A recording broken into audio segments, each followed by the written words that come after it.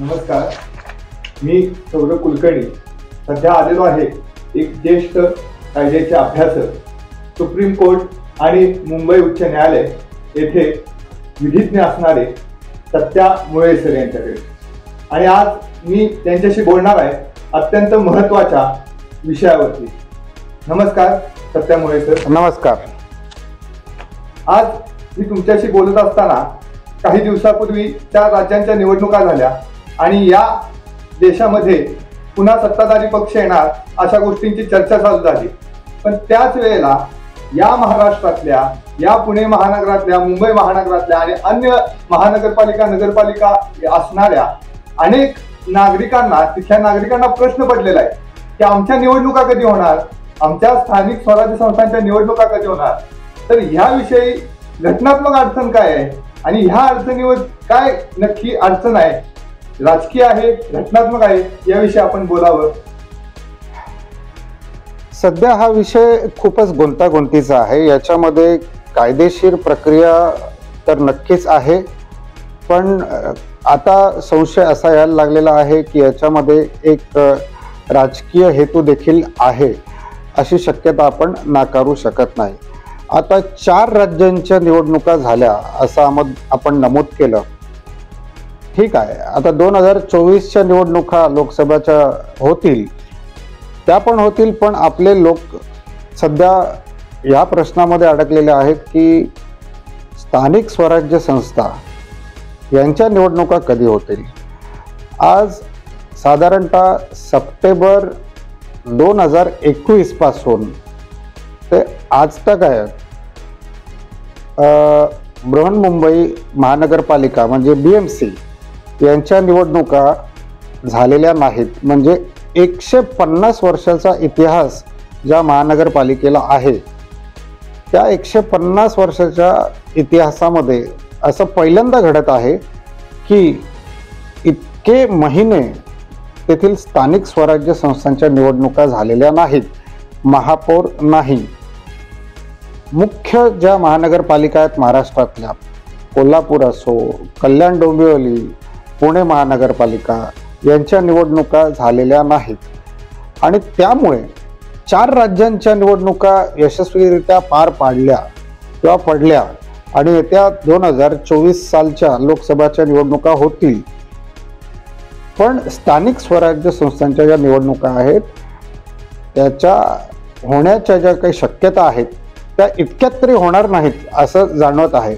आणि विषय फारच गुंतागुंतीचा आहे. आपण एक एक करून त्याच्याकडे जाऊया.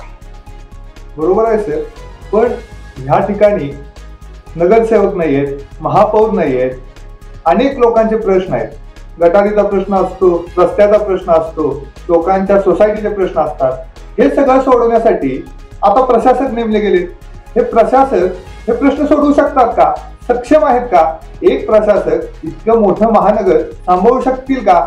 नगरपालिकेचे नगरसेवक असायचे त्यावेळेला त्यांना प्रश्न मांडण्यासाठी कोणाकडे तरी लोकांना जाता यायचं, नागरिकांना प्रश्न मांडता यायचे. पण आज ही मोठी अडचण आहे.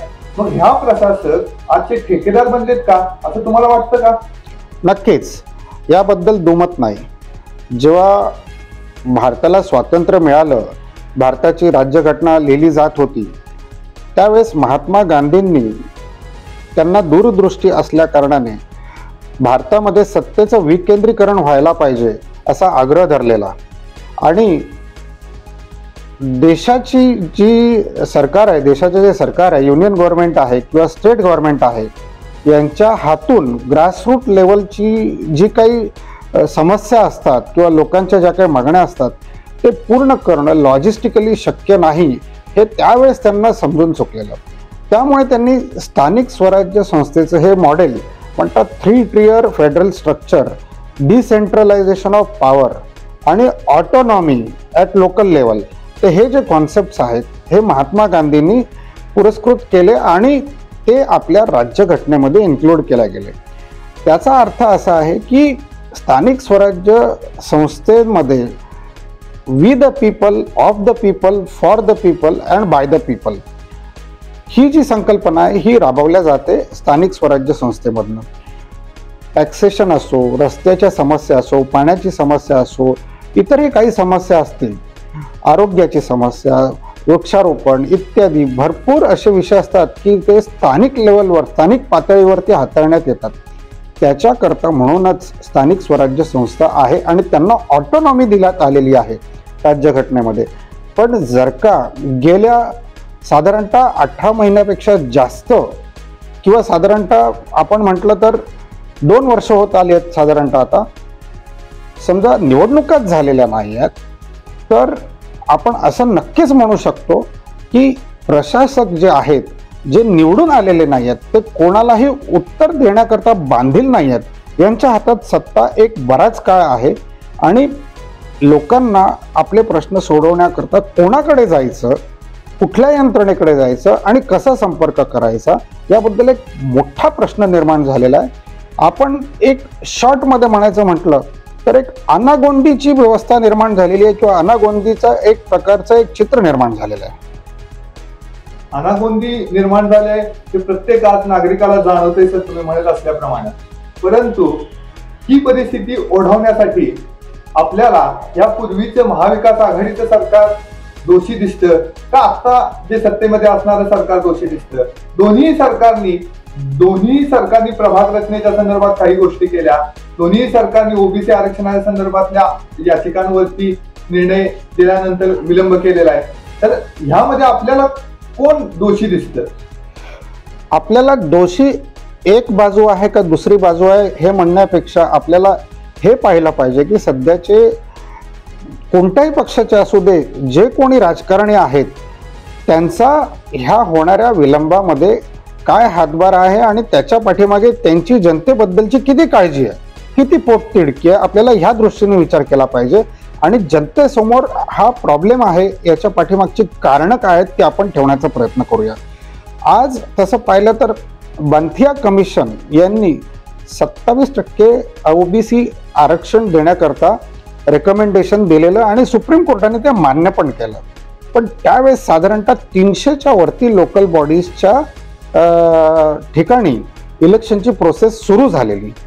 आता इलेक्शन प्रोसेस सुरू झालेली असताना त्यावेळेसच्या इलेक्शन कमिशननी, स्टेट इलेक्शन कमिशननी साधारणतः 96 ठिकाणच्या स्थानिक स्वराज्य लोकल बॉडीजच्या ज्या जागा होत्या प्रभागांच्या, त्यांच्या इलेक्शन रद्द केले. कारण का तर त्यांना ते बंथिया कमिशनचा रिपोर्ट लागू करायचा होता आणि या ठिकाणी ओबीसी रिझर्वेशन अंमलात आणायचं होतं. आता ह्याच्यामध्ये विषय असा झाला की सुप्रीम कोर्ट म्हणाला की आम्ही तुम्हाला परवानगी दिलेली आहे की हे 300च्या वरती 360च्या आसपास ज्या जागा आहेत तिथे तुम्ही इलेक्शन घेऊ शकता, कारण तिथे प्रक्रिया सुरू झालेली आहे आणि ओबीसी इलेक्शन याच्या पुढे होणारे जे इलेक्शन्स आहेत त्याच्यामध्ये तुम्ही लागू करा. मग आता जर का स्टेट इलेक्शन कमिशननी GR काढून 96 ठिकाणचं जे आहे इलेक्शन रद्द करून परत नव्याने नोटिफाय करायचा जो प्रयत्न केला त्याच्यावरती आणि संपूर्ण या विषयावरती त्यावेळेस माननीय देवेंद्र फडणवीस यांनी म्हटलं की 96 ठिकाणं आपण समजा वगळली आणि त्यांना ओबीसी आरक्षण लागू न करता आपण हे जे आहे इलेक्शन घेतलं तर त्यांच्यावरती अन्याय होईल. त्यामुळे एक पिटिशन दाखल करण्यात आली सुप्रीम कोर्टामध्ये या विषयावरती आणि तेव्हापासनं विषयाने असं वळण घेतलं की सुप्रीम कोर्ट म्हणाले की ह्या विषयाकरता खूप एक डिटेलमध्ये संशोधन करून निर्णय देण्याची आवश्यकता आहे, म्हणून एक स्पेशल बेंच गठीत करण्यात येण्याचा विचार करण्यात आला आणि तेव्हापासून हा विषय सुप्रीम कोर्टात प्रलंबित आहे. पण प्रलंबित असल्यामुळे त्यावेळी सुप्रीम कोर्टाने ह्या विषयाच्या अंमलावरती स्टेटस को दिला, म्हणजे स्टे दिला. तर हा एक विषय झाला ओबीसी आरक्षणाचा. दुसरा विषय आहे जे प्रभाग रचना आहे त्याचा विषय आहे. 227 हा आकडा पूर्वीच्या काळापासून बृहन्मुंबई म्युनिसिपल कॉर्पोरेशनमध्ये प्रभागांचा हा आकडा आहे. हा महाविकास आघाडीचं सरकार असताना 236 वर नेण्यात आला आणि प्रभागांची पुनर्रचना करण्याचा प्रस्ताव ठेवण्यात आला.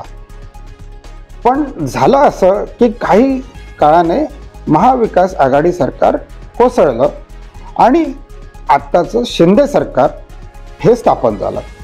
शिंदे सरकार स्थापन झाल्यानंतर त्यांनी एक अधिसूचना काढून जे 236 प्रस्तावित वॉर्ड होते आणि तो जो निर्णय होता तो रद्दबातल करून परत 227 वरती तो आकडा आणून ठेवला. तर ते 227 वरती आकडा आणून ठेवल्यामुळे शिवसेनेतील काही माजी नगरसेवक आहेत ते दुखावले गेले आणि त्यांनी मुंबई उच्च न्यायालय या निर्णयाला आव्हान दिलं. ते आव्हान आजपर्यंत मुंबई उच्च न्यायालयात प्रलंबित आहे.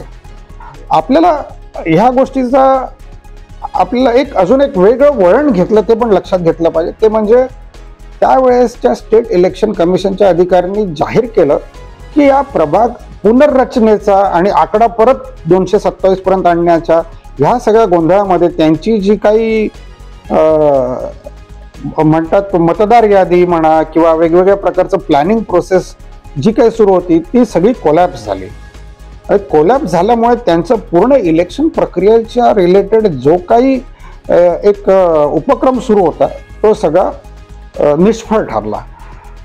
पुढे जाऊन स्टेट इलेक्शन कमिशन कडून प्रभाग पुनर्रचनेचा अधिकारच काढून घेण्यात आला. आता हा जो अधिकार होता स्टेट इलेक्शन कमिशनकडे आणि तो त्यांच्याकडनं काढून घेण्यात आला, ह्या निर्णयाला देखील सुप्रीम कोर्टात आव्हान देण्यात आलेलं आहे आणि हा निर्णय देखील सुप्रीम कोर्टात एक प्रलंबित आहे. त्यामुळे आता राज्यकर्त्यांचे वेगवेगळे हेतू, त्यांच्या आपापसातल्या राजकीय लढाया, त्यांचे आपापसातले त्यांचे राजकीय धोरणं, ह्या सगळ्यांच्या म्हणतात ना एक प्रकारच्या युद्धामध्ये सर्वसामान्य जनता ही होरपळली जात आहे. त्यांना ग्रासरूट लेवलला, स्थानिक लेवलला, स्थानिक स्वराज्य संस्थेमध्ये त्यांच्या आवाजाला दाबून टाकण्यात आलेलं आहे. कारण त्यांच्या मार्फत निवडून येणारे नगरसेवक, नगरसेविका मग ते कोणी असो, आज कोणीच नाही आहे. लोकल बॉडीज अस्तित्वात नाही आहे आणि प्रशासक संपूर्णपणे एक प्रकारे ऑटोक्रॅटिक पद्धतीने कारभार चालवत आहेत. निर्णय घेण्याची प्रक्रिया ही डेमोक्रॅटिक राहिलेली नाही. तर आपण म्हणाला त्याप्रमाणे आज मीडियामध्ये सर्वत्र अशी एक चर्चा मंद अशा आवाजामध्ये सुरू आहे की लोकशाहीवरती कुठेतरी घाला घातला जातोय का, निवडणुका होत नाहीये आणि यामध्ये 73व्या आणि 74व्या घटनादुरुस्तीनुसार स्थानिक स्वराज्य संस्था निर्माण झाल्या, त्याच्या निवडणुका त्यासाठी राज्य निवडणूक आयोग आला आणि राज्य निवडणूक आयोग ही एक स्वायत्त संस्था असताना तिचे अधिकार काढून घेतले जातात, त्यासाठी अध्यादेश काढले जातात, त्यासाठी सुप्रीम कोर्टामध्ये जावं लागतं. तर कुठेतरी मंद आवाजामध्ये लोकांच्या मध्ये चर्चा आहे की लोकशाहीवरती घाला घातला जातोय का, लोकशाही मारली जाते का, याविषयी काय वाटतं आपल्याला?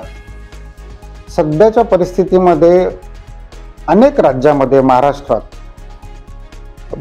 असू दे, वेस्ट बेंगॉल असू द्या, कर्नाटक असू द्या, अनेक राज्यांमध्ये, केरळ आहे, आपल्याला असं दिसून येते की तेथील राजकारणी हे सर्वसाधारण एक सौम्य राजकारणाची जी पातळी पूर्वापार आपल्या भारतामध्ये बघण्यात येत होती त्याच्यापेक्षा एक 10 पावलं पुढे गेलेले आहेत. जर का टेलिव्हिजन, ऑडिओ व्हिडिओ सारख्या माध्यमामध्ये आता ही राजकारणी मंडळी एकमेकांना अतिशय विचित्र आणि घृणास्पद शिव्या आणि अपशब्द वापरून समजा राजकारण करत असतील तर खरंच ही चिंतेची बाब आहे.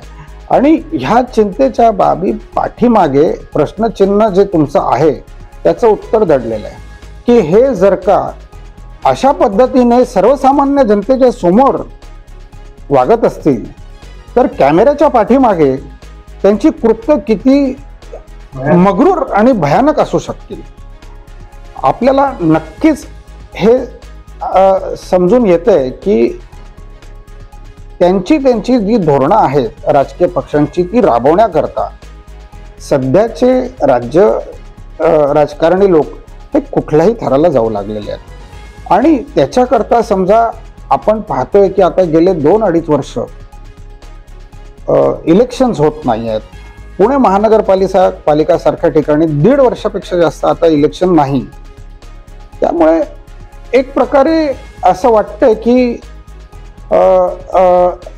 मूलभूत जे अधिकार आहेत, म्हणजे वोटिंग करणं हा देखील एक मूलभूत अधिकार आहे जनतेचा, त्याची समजा पायमल्ली झाली तर नक्कीच आपली म्हणतात ना डेमोक्रेसी धोक्यात आहे.